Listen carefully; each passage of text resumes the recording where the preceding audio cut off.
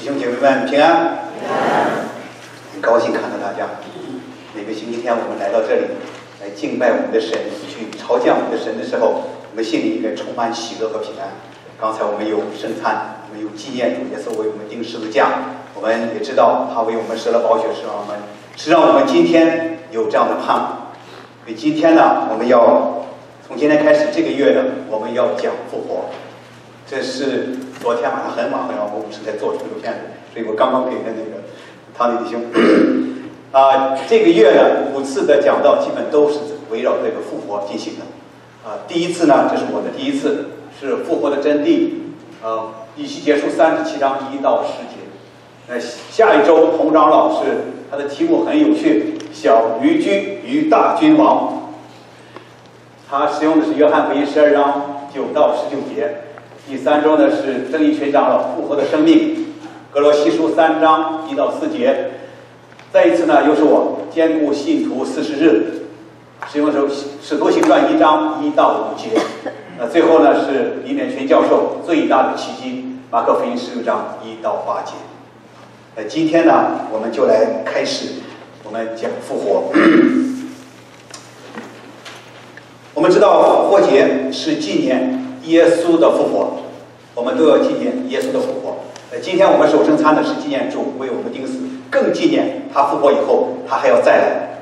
如果没有耶稣的复活，如果没有耶稣的再来，我们都没有盼望。即使我们的罪被耶稣担了，是吧？拿走了，但是呢我们没有盼望，我们还在死。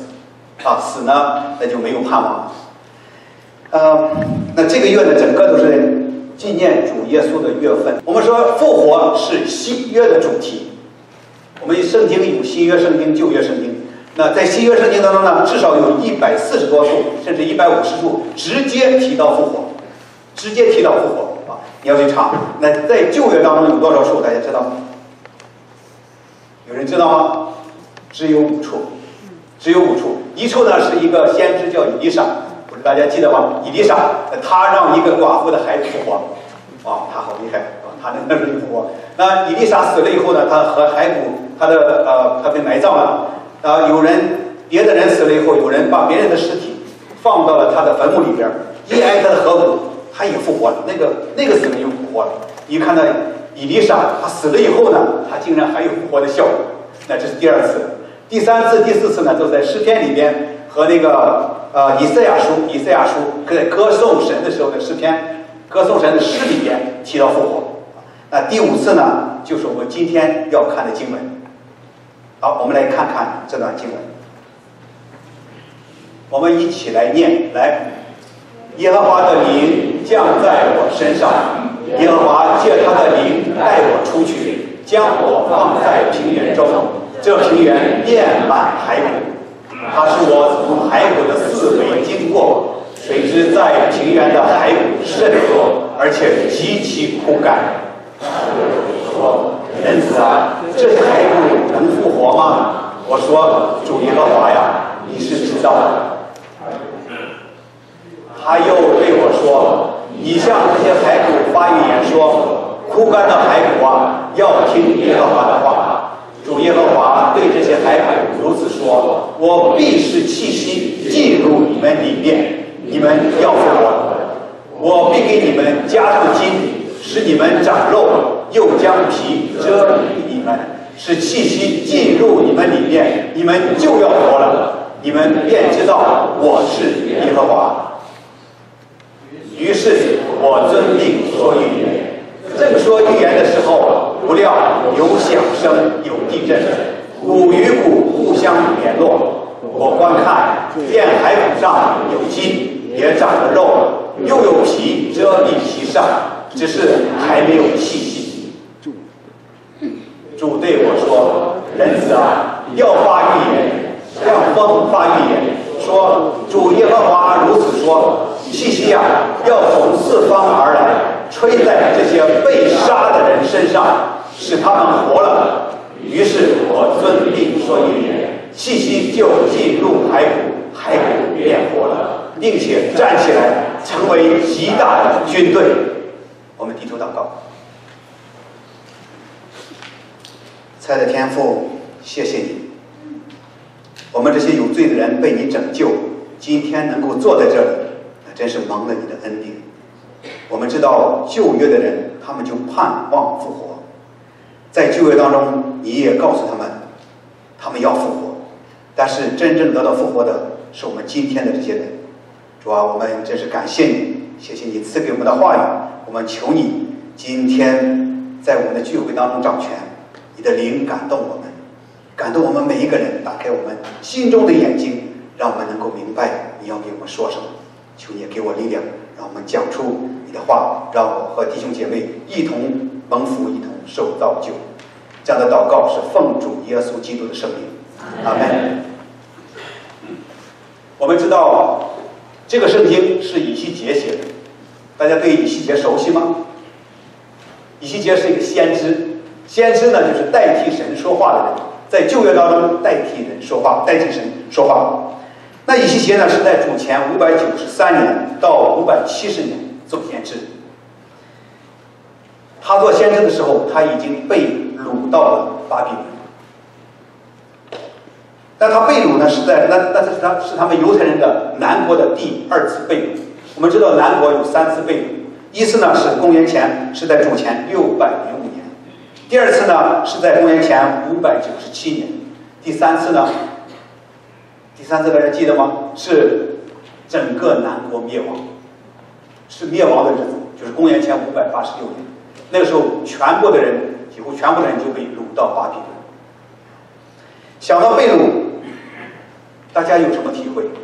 大家想没想过被掳是什么滋味？你被掳过吗？没有，我们都是很幸福的人，我们都没有被掳过啊。但是想想那被掳的人是什么滋味？你可以想象，今天我们生活的非常好，在我们有很好的房子，有很好的工作，在这里甚至在这个古布提岛有很好的饭店啊，都是最好吃的饭店啊。我们生活的睡的床也很好，我们的空调也很好，这个地方气候很好。忽然有一天，有人把我们掳走了，掳到一个地方，我们没有吃的，没有喝的，没有睡的，又冷又饿，那是什么的一个环境？你知道以色列人在这次被掳，这是他们在南国曾经被掳，他们被掳到远的地方去，那么舒服的环境，换了一个环境。那么在2次世界大战的时候，他们也有一次被掳，你们知道吗？在欧洲的时候有很多人，那个时候呢有很多钱，由于犹太人挣钱很厉害，他们的生意做得很好，有些人呢都成了这个社会的权贵阶层，他们有很大的房子，有很高的社会地位，有很舒适的生活。可是呢，忽然一夜之间，他们被抓到了集中营里，有很多人被杀。那我想用这个例子呢，是让大家看到这个被掳是什么滋味，被掳的人到那里边是什么滋味。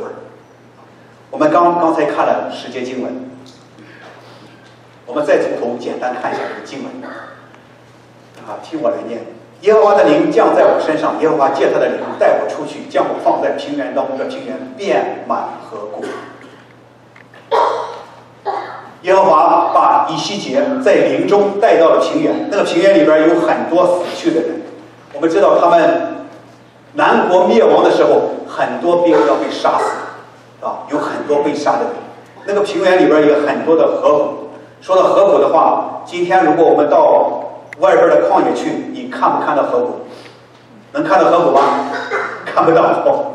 但是你想想，在历史上过了这么多年，有多少人死亡，有多少河谷在那里那神就跟以西结说，他使我从河谷的四围经过，谁知在平原的河谷甚多，而且极其枯干。极其枯干什么意思呢？就是没有任何生命，真正的枯干，而且骨和骨都不在一块儿了。我们死了烂的不行了，那骨头都分散了，谁也找不到谁的骨头了，那是极其枯干。那他就对我说：“人子啊，这些河谷能复活吗？”那我就说，这个以西结就说：“主耶和华，你是知道的。”你说你是知道，你想到什么？知道什么？知道能复活呢，还是不能复活？有人说能复活，有人说不能复活。实际上，这里以西结怎么说呢？耍了个花招，给神耍了花招，是吧？你是知道的，当然神肯定知道，是吧？但是他自己不知道，我相信他自己不知道你是知道的。有人说他知道神可能让那枯骨复活，有人说他知道可能不能啊，当然有这种。那他又对我说：“你向这些骸骨发预言说，枯干的骸骨啊，你要听耶和华的话。主耶和华对这些骸骨就如此说：我必使气息进入你们里面，必使气息进入你们里面，你们就要活了。”看到这句话，大家想到什么？有没有想到神最初创造人的情景？神怎么创造人？用泥土造人，是吧？用泥土造人，先造了他的身体，造完了以后，然后是吹了一口气，他才成了一个有灵的活人。那这里呢，也看到，当神把让气息进入他们里面的时候，那人呢也就复活了，是吧？那我们也想到，这个神的开始的创造分有2步，是吧？一步呢是让他先成身体，然后呢让他吹进气息，他就复活了。那我第37节，37章6节啊，我必给你们加上筋，使你们长肉，又将皮遮蔽你们，使气息进入你们里面，你们就要活了，你们便知道我是耶和华。在这里，我们真的看到耶和华是掌管生命神，他可以让人复活，是不是啊？还记得亚当是从泥土里造的，夏娃是从哪儿造的？是不是骨头？是吧？从亚当身上取了一根肋骨，然后呢，可能就是让他加上筋，使他长肉，又将皮遮给他们，然后又吹了一口气，那么夏娃又成了一个有灵的活人。那我们呢，都是有灵的活人，都是来自神。我们看到这一点呢，我们就想起来，于是我就遵命说预言。正在说预言的时候，不料有响声，有地震。有响声，有地震。看到这个，你想着什么？想没想到耶稣在死的时候，在被钉的时候有地震，有响声，还记得吗？响声是圣殿的幔子裂开了，那么厚的幔子竟然裂开了。地震真是有地震，有大的地震。骨与骨互相联络，这个骨头呢都联络起来了，神都开始做工了。我观看见河骨上有筋，也长了肉，又有皮遮蔽其上，只是还没有气息。你看，这就是第一步。神先让这个骨头呢连接起来，成为一个肉体。然后主对我说：“人子啊，你要发预言，向风发预言，说主耶和华如此说：气息啊，你要向要从四方而来，吹在这些被杀的人身上。”看来这些河骨都是被杀的人。被杀的人什么意思？都是还没有死，不应该死，是吧？那些死的人呢？好像不在这中间了，是吧？自己死了。好，吹在这些被杀的人身上，使他们活了。于是我遵命说预言，气息都进入河骨，这些河骨便活了，并且站起来，成了极大的军队。哇，在旧约当中，在那个被掳的环境当中，在那个极其困苦的环境当中，人们肯定那个情绪。刚才我给大家描述，大家应该能体会那个情绪，是吧？我们今天都坐这儿很舒服啊。当你真正躺在那个旷野当中，没有吃的，没有喝的，这生命都受危机了，说明什么时候死亡了？你怎么想？你是不是很失望？你是不是觉得自己没有盼望？不光我们这么说，实际上圣经里边也告诉我们，圣经这第10节、第9节、第10节，在11节到14节呢，就解释，神就给以西结解释这段经文是什么意思。你有圣经，你可以拿出来看；没圣经，听我念。说主对我说：“人子啊，这些骸骨就是以色列家。这些骸骨说的是以色列家，代表的是以色列家整个的民族。他们说，这个以色列家，他们自己说我们的骨头啊都枯干了。是啊，以西结看到什么？骨头枯干了，是不是啊？没有生命了，我们的骨头都枯干了，我们的指望失去了，我们灭绝尽尽。想想看，他们那时候被彻底的亡国，被带到一个地方去，又成为奴隶，他们觉得自己再也没有盼望了。世界上有哪个国家亡国以后再能复兴呢？有没有这样的国家？有没有？没有，只有以色列。以色列只有这个国家，后来真的是复兴了。经过了多少年，知道吗？2570年。过了2570年以后，以色列国在1948年又站起来，又成为一个国家。那当然，这里说的呢还是成为极大的军队。这里我也看到我们今天的基督徒，好，我们基督徒呢原来都是不信主的，是吧？好多都不是信主。当我们不信主的时候呢，我们就被神认为是死的人，我们都没有生命。耶稣基督，今天我们圣餐守圣餐，耶稣基督来到世上，为我们的罪死，为我们罪死了，圣灵就进入我们心中，我们都成了有灵的活人，我们又恢复了那个身份。那这就说到了，我们看下一个片子。那我们看到，通过刚才的经文，我们看到复活呢是旧约的应许，在旧约当中，神已经应许犹太人、以色列人，你们要复活。实际上，他也是对我们今天的应许。我们今天这个基督徒都因着耶稣基督再次的复活，虽然身体还没有完全复活，但我们心里已经复活了。来，我们一起念念这段经文，记住啊！来，于是我遵命说预言，气息就进入河谷，骸骨变活了，并且站起来，成为极大的军队。这是旧约的应许。那什么时候实现呢？应许什么时候实现呢？我们说在新约，这个应许实现了。大家看没看到应许的实践？看没看到？都不敢说呀。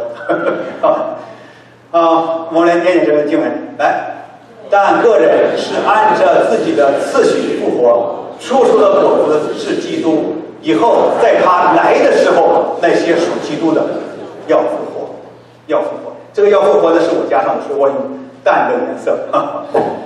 个人是按照自己的次序复活。我们都知道，我们基督徒将来一定要复活啊。我们这个复活呢是有次序的。那出的果子是基督，基督已经复活了。大家相信不相信基督已经复活了？相信。很好。我在以色列去信主的时候，我也非常的艰难的去相信耶稣的复活。那我在那里就考察了2点，通过2点呢，我真的知道耶稣是复活了。一个呢就是保罗生命的改变。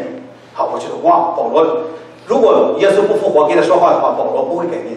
一个呢是彼得3次不认主，后来呢又回去，又到他加利利去，回去打鱼去了，重操旧业去打鱼去了。但是呢，复活的耶稣向他显现，鼓励他，而且圣灵降到他们中间的时候，这个彼得就充满了力量，又去宣传神的福音，直到最后一天，他和主他也被钉到十字架上，而且按照传统来讲的话，他也是被倒钉十字架。他说我没有这个福分跟主一样的正的钉十字架，他是被倒钉十字架。那保罗呢也是为主被杀的，是吧？所以说你从这儿我能看到真的复活，耶稣真正的复活的，他是出的果子。以后在他来的时候，那些属基督的，谁是属基督的？我们是不是属基督的？是吧？我们都是属基督的。真正承认耶稣基督、接受耶稣基督成为救主的人，我们就是属基督的。我们这些人呢，将来要复活。好，我们继续往下看。那么我们说这个复活为什么还要复活呢？是吧？神造人的时候，直接造一个人让他从就活着不就是了吗？是不是啊？这我们就不能不想起了这个亚当的犯罪，是罪。我们来念念这段经文来。你们从前是在过犯和未受割礼的肉体中死的，神赦免了你们过犯，便叫你们与基督一同活过来。从这里我们看到，原来我们活在罪中的时候，原来我们是死的，我们不是活的。用神的观点来看的话，我们没有复活，我们都是死的。那这个死来自什么地方呢？是来自亚当的犯罪。我们大家都很熟悉，简单的复习一下。那在创世纪告诉我们，亚当在那个伊甸园里，神有2棵树，一棵树呢是分别善恶的树，是吧？一棵树呢是生命树，当然还有其他的树。神说其他树的果子，包括生命树的果子，你都可以吃，只是这个分别善恶树的果子你不要吃。神给了人选择的自由，因为没有选择就没有自由，所以神给了选择，但是呢，神特别告诉这个你不要吃，吃的时候不要死，必定死。因为吃的时候就是不听神的话，那个罪呢就会进入人们中间。但是这个亚当呢，却偏偏拣选了那个分别善恶树的果子。是吧？他吃了以后呢，受着撒旦的引诱，这个罪呢就进入我们中间。你看，我们就这些人，人人都犯了罪，亏欠了神的荣耀，而且罪的工价是死。所以这个经文特别告诉我们，你们从前都是在过犯和未受割礼的肉体中死了。我们没信主的人都是死的人，在神看来都是死的人。所以我刚信主的时候，我还指着专门跑去指着有些没信的人说：“我说你看这人都是行尸走肉，是不是啊？都是行尸走肉。虽然他也很富，他也很，但是呢，他在神看来他是死的。神赦免了我们一切的过犯，便叫我们与基督一同活过来。所以复活呢是最终的拯救。到底罪什么？罪是什么？你如果不明白的话，再去慢慢去研究。好，谁来拯救我们？谁感动我们的心来接受耶稣基督？我们来念这经文。来，然而叫耶稣从死里复活的人，若住在你心里，那叫基督耶稣从死里复活的，也必借着住在你们心里的圣灵，使你们必死的身体又活过来。好，你真信他的。那圣灵呢，就借着住在我们，借着耶稣基督啊，借着这个圣灵，使我们必死的身体又活过来。哦，这奇怪了，我们的身体是必死的吗？是不是啊？哦，每个人是不是都要死？谁能不死？每个人都要死人人都犯了罪，亏缺了神的荣耀，罪的工价就是死。所以我们都是要死的人，谁也逃脱不了谁死的这个责任啊！我原来想我很愿意永远活着啊，像秦始皇一样去永远活着该多好啊！但是不行，我们都要死，就因着我们的罪。那么死了以后，我们是到哪儿去呢？大家知道吗？好，就两个地方是吧？一个上一个下，大家都看得都很清楚那是谁把我们救出来的？是圣灵把我们救出来的。来，继续往下看，时间过得很快。那复活的我们念的这段经文来，因为我这个儿子是死而复活，失而又得的，他们就快乐起来。这个经文是来自一个故事，是在路加福音那个故事呢是说到有一个就是浪子回头的故事有些人知道，有人不知道，我简单说一下。有一个儿子他是个小儿子，他非常的好像是从小长大很惯他那他在他爸爸没死的时候就跟他爸爸要财产，在犹太人看来，只有爸爸死了你才能分财产。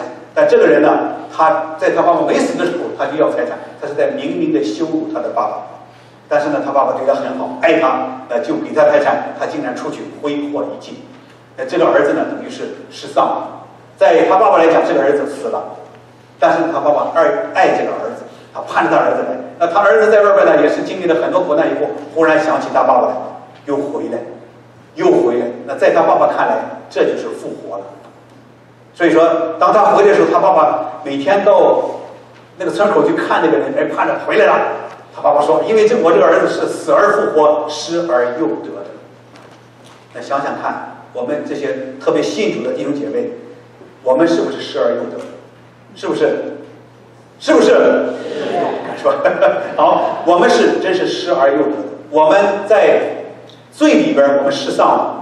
在我们看来，天父看我们的时候，我们都是死亡的。但是呢，靠着耶稣基督，我们就又活过来，我们的心活过来。虽然我们身体还没有被赎，我们的心呢就复活过来，我们与耶稣基督一同活过来。那我们这活的人就有一个永恒的盼望。来，我们一起念这个经文。来，他又叫我们与基督耶稣一同复活，一同坐在天上。一同坐在天上是什么滋味？你尝过没有？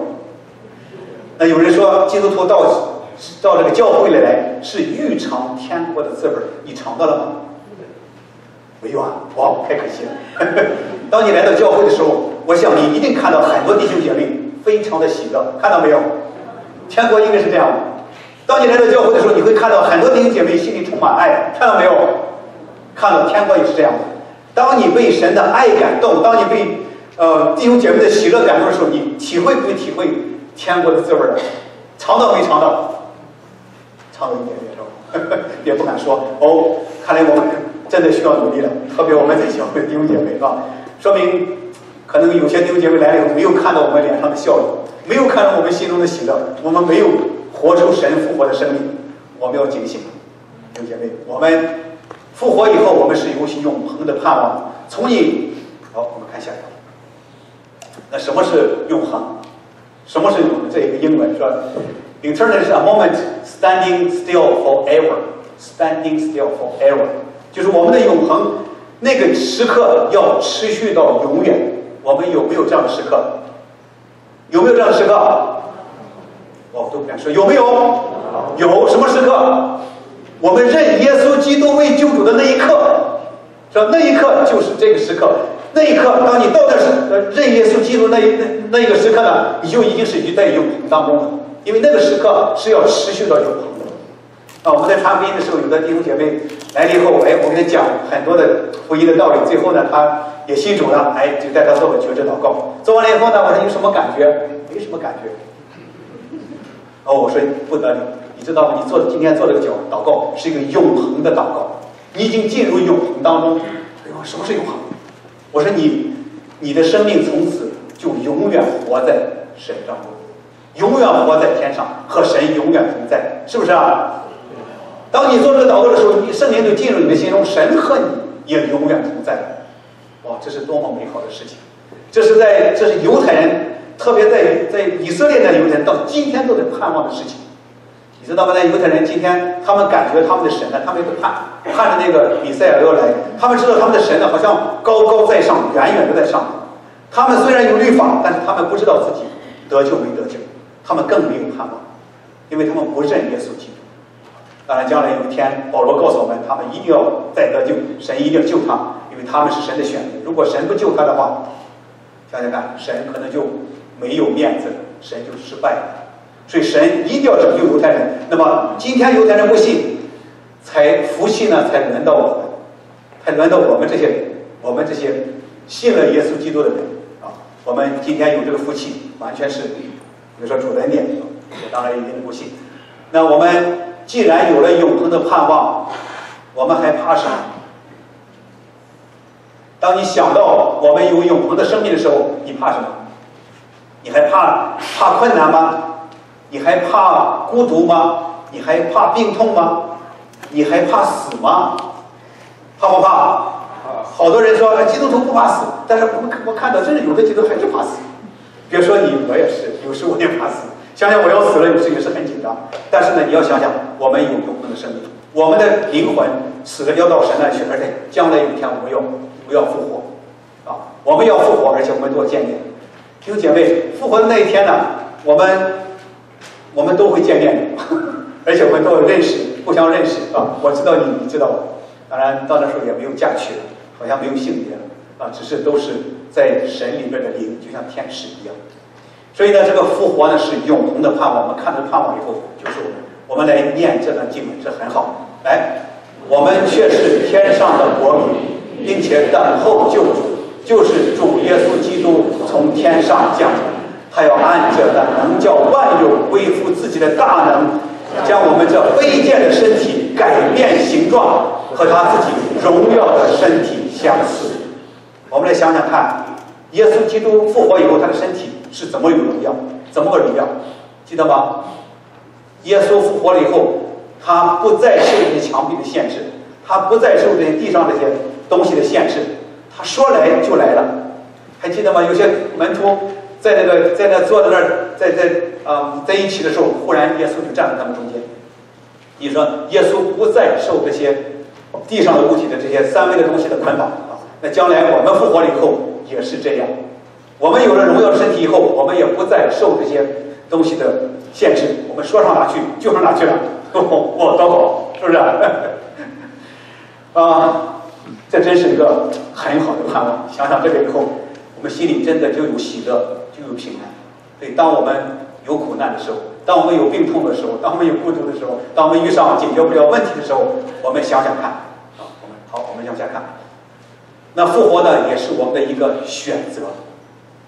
来念这个经文，我们一起来。我们若在他死的形状上与他联合，也要在他复活的形状上与他联合。我们受洗的时候，还记得受洗的时候，那时候的经文吗？那说我们受洗呢是先怎么说呢？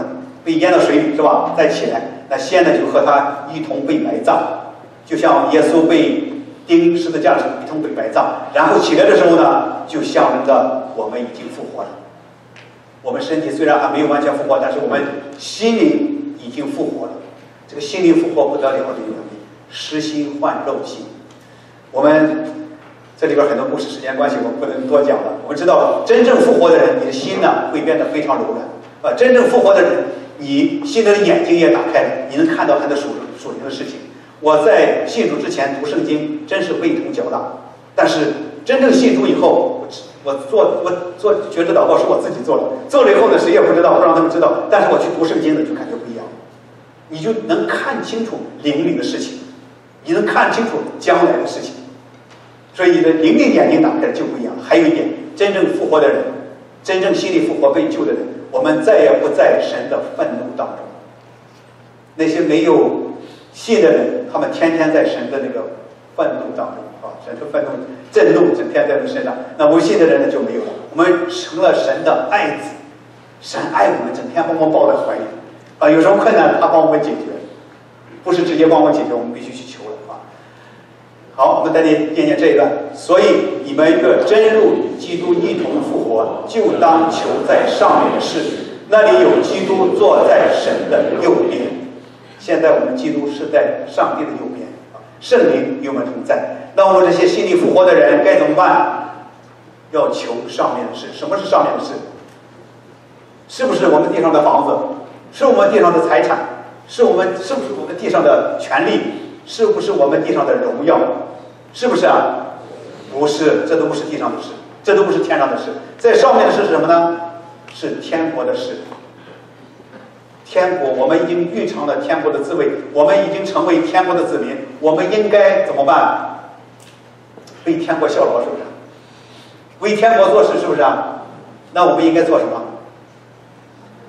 我们首先要去宣传天国呀，啊，给我们周围不知道的人，那些不知道天国人，去告诉他们什么是天国，然后告诉他们什么是永生，什么是复活，啊，我们要去传，我们要求在上面的事。如果我们今天基督徒在地上还求地上的事，人家会怎么看你？那些没信的人会怎么看你？哇，不得了，是吧？如果你不能给神活出神的荣耀的话，如果你不能为神做见证的话，不得了啊！保罗说的好，如果不传福音，我就有祸了。好，我们现在活的不是我们来念这个经文来。我已经与基督同定十字架，现在活着的不再是我，乃是基督在我里面活着，并且我如今在肉身活着，是因信神的儿子而活。他是爱我，为我舍己。耶稣来到世上，活出一个受死复活的生命。那我们这些基督徒今天跟随了耶稣的人，我们也要活出一个受死复活的生命。我们更要活出一个为周围人舍己的生命。